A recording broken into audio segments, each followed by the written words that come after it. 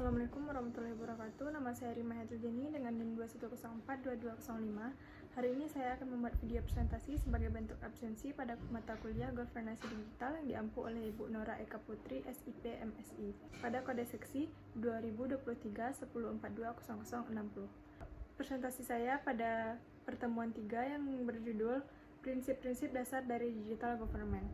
Yang pertama, government bersifat teknologi. E-government atau electronic government adalah penggunaan teknologi informasi oleh pemerintah untuk memberikan informasi dan pelayanan bagi warganya meliputi 1. Government to citizen atau G2C.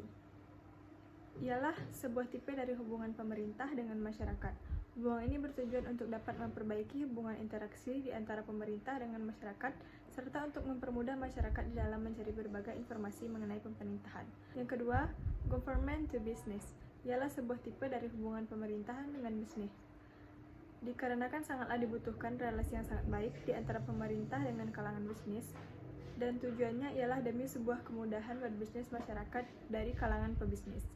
Yang ketiga, government to government, ialah sebuah tipe dari hubungan pemerintah dengan pemerintah lainnya. Hubungan ini bertujuan agar dapat memenuhi berbagai macam informasi yang dibutuhkan di antara pemerintah yang satu dengan pemerintah lainnya, dan untuk memperlancar dan juga mempermudah sebuah kerjasama di antara pemerintah yang bersangkutan. Yang keempat, government to employees, ialah sebuah tipe hubungan antara pemerintah dengan pegawainya. Hubungan ini bertujuan agar para pegawai pemerintahan ataupun pegawai negeri dapat meningkatkan kinerja beserta kesejahteraan dari para pegawai yang bekerja pada salah satu institusi pemerintah. Government to non-profit, ialah sebuah tipe hubungan antara pemerintah dengan lembaga atau institusi non-profit seperti NGO, partai politik, dan lain-lain.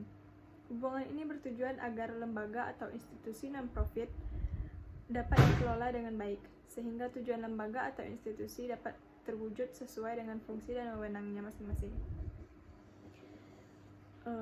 Hambatan utama pada e-governance. Hambatan utama pada e-governance. E-governance ialah proses pelaksanaan tata kelola pemerintahan dengan memanfaatkan teknologi informasi dan komunikasi dalam mewujudkan tata kelola pemerintahan yang lebih baik. Tantangan dalam penerapan pelayanan birokrasi berbasis digital yang mencakup 3 aspek disebut oleh Riley 2012.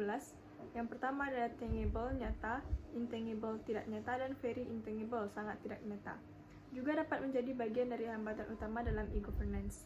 Berikut ini adalah bagaimana ketiga aspek tersebut berkaitan dengan hambatan utama dalam e-governance. Yang pertama, tangible challenge, tantangan yang nyata.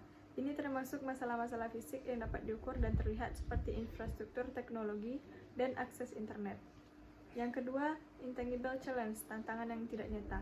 Ini melibatkan aspek-aspek yang tidak selalu dapat diukur dengan mudah, tetapi tetap mempengaruhi implementasi e-governance, seperti kesadaran dan pendidikan masyarakat, perubahan budaya organisasi. Dan yang ketiga, very intangible challenge, tantangan yang sangat tidak nyata.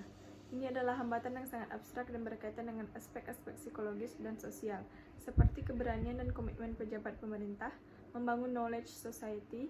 Semua tantangan ini berkontribusi pada hambatan utama dalam e-governance, dan mengatasinya memerlukan strategi yang komprehensif yang mencakup aspek teknis, sosial, budaya, dan organisasial untuk mencapai kesuksesan dalam implementasi pelayanan berbasis digital. Konsep governmentality.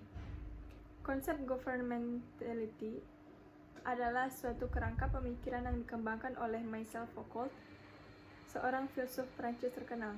Istilah governmentality merujuk pada domain yang disebut Foucault rasionalitas pemerintahan oleh Gardner 1991, yaitu cara dan sistem pemikiran tentang sifat-sifat praktik pemerintahan yang mampu membuat kegiatan ini dapat dipikirkan dan dipraktikkan. Tata kelola e-public. Organisasi dan tata kelola digital government diperlukan agar penerapan digital government dapat dilakukan secara terencana, terkoordinir, dan terukur. Perlu diidentifikasi siapa yang harus bertanggung jawab dalam mengkoordinir penerapan strategi digital government. Selain itu juga harus dilakukan perencanaan serta pemantauan serta evaluasi agar penerapan strategi digital government dapat dilakukan secara berkelanjutan. Menurut Undang-Undang Nomor 6 tentang Desa dalam Pasal 19, telah memberikan kewenangan besar pada desa dalam bentuk wewenang berdasarkan asal-usul dan wewenang lokal berskala desa. Untuk melaksanakan kewenangannya, pemerintah desa wajib memiliki sistem informasi desa yang menjamin rencana dan pelaksanaan pembangunan desa dapat dipantau oleh masyarakat desa dengan memanfaatkan teknologi informasi dalam pelayanan publik. Sistem informasi desa menjadi suatu pendukung yang sangat besar dalam mengelola basis data serta mendukung tata kelola desa secara akuntabel dan transparan. Sekian presentasi saya pada pertemuan 3 kali ini. Assalamualaikum warahmatullahi wabarakatuh.